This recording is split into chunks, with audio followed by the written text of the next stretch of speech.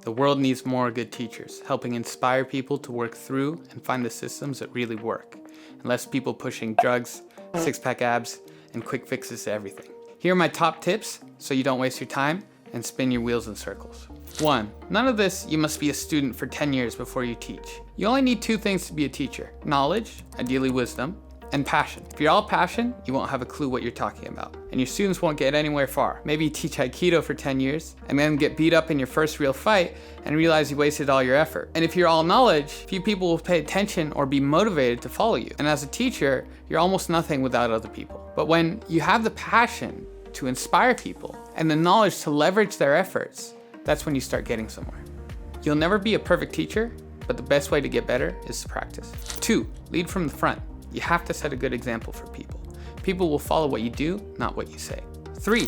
Be good. Your students will trust you with their time, energy, money, their bodies, sometimes even their lives. And they deserve the best you can give them. And if you don't give them your best, how could you ever ask them to do the same? 4. Money comes later. Your health comes first because you need to set a good example. Learning comes second because you'll never be perfect and there's always room for improvement. Money comes third because if you focus on doing a good job and getting better all the time, people will start to notice. It might take years, but if so, so be it. You'll be one of the best before you know it. 5. Your personal experience is not enough. So many people just teach fitness things because they like working out and present their semi-random opinion as fact. You can't just say, I feel this way, this is what worked for me, this is how it is.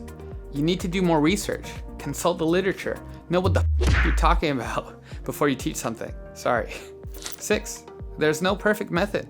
One of the best teachers ever, Rafe Esquith, describes in his book, Teach Like Your Hair's on Fire, that he was always looking for the best teaching method. Every time he thought he found it and he stopped looking, his teaching got worse.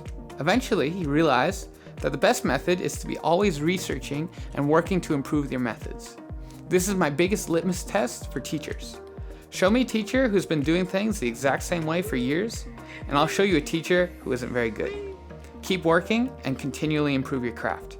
I know it's not easy, but I promise if you keep putting in the work, you keep improving, good things will happen. 7. You're teaching people. Focus on the people. What do they need and how can you help them? Continue to refine and iterate on this, and it won't be long before you become a great teacher. And you'll never run out of things to teach. When I got my first client in 2013, I thought it would only be a month or 2 before I taught this guy everything I knew and he wouldn't need me anymore. 8 years later, I'm still learning things every day, and there's so many more things that I want to teach, that I want to get out there to you guys, that honestly, I feel guilty about it. And as many things as I've learned, there's 10 times more things that I need to learn. And if you do a good job, it will always be this way. 8. Create good content. We live in a modern world, and if you want to make a big impact, you need to have content online. Give value, waste not one single frame of your viewers' time. Quality trumps quantity to an exponential degree. Oh, and post on YouTube, not Instagram. I highly recommend you click here to transform the way you think about your body, fitness, and movement, or here to see my daily stretching routine. Thanks for watching, guys, and thank you for 1,000 subs. Onwards and upwards, have a great day.